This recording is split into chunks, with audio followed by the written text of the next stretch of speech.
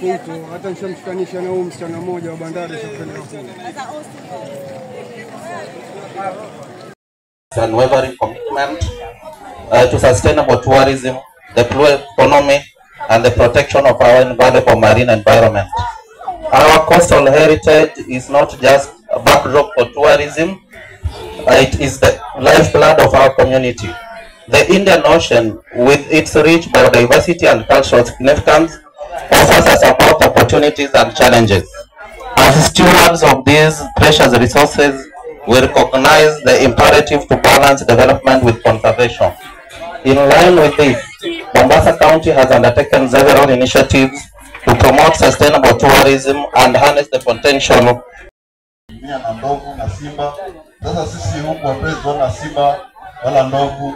Wale wanyama ambao tunajivunia nao huku ni kama hao kasa, papa, whales na kama hao manyangumi. So ni wanyama ambao pia lazima tuweze kuwalinda na kuwahifadhi vizuri. Bila hivyo basi wanyama kama hawa pia wanaweza wakapotea. Kwa hayo machache watanisema.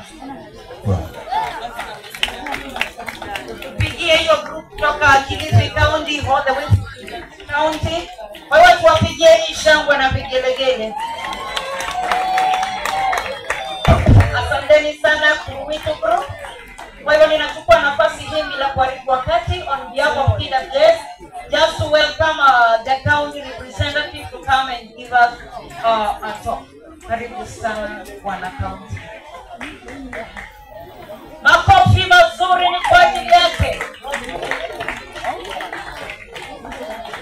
Jambo wote. Kwa majina naitwa Roger Mkila. Nasimamia masuala ya mazingira katika kaunti ya Mombasa. Leo hata nilishiriki hapa kwa sababu ya wengine still tuweze kupeleka hii jumbe kwa watu wa Kilifi ili ikifikia siku kama hii ya leo tuweze pia kuisherehekea pamoja. Nafikiri mambo mengi sana yameongelewa na Maweni Total Group, na sisi kwa jina tunajiita Bureni Fishermen Community. Bureni Fishermen Community and Marine Conservation. Tuko maeneo ya Kilifi na sehemu yetu ambayo tunafanyia kazi ni Bureni Vipingo. Tuko under Kuruitu BMU.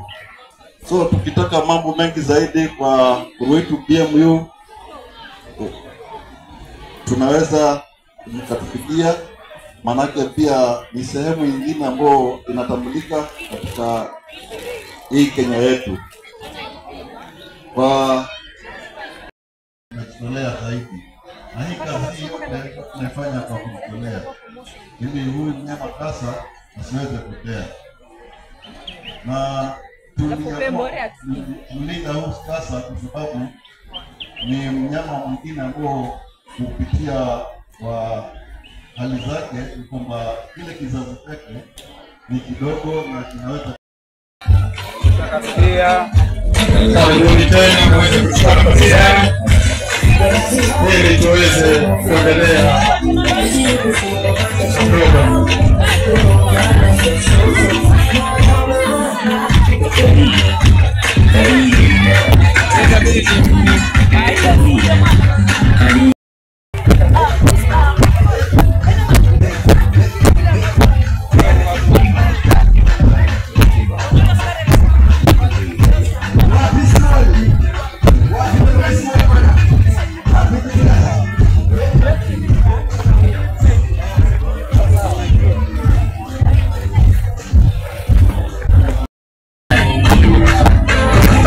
Kwamba kasa alitangazwa kama kiumbe aliye hatarini.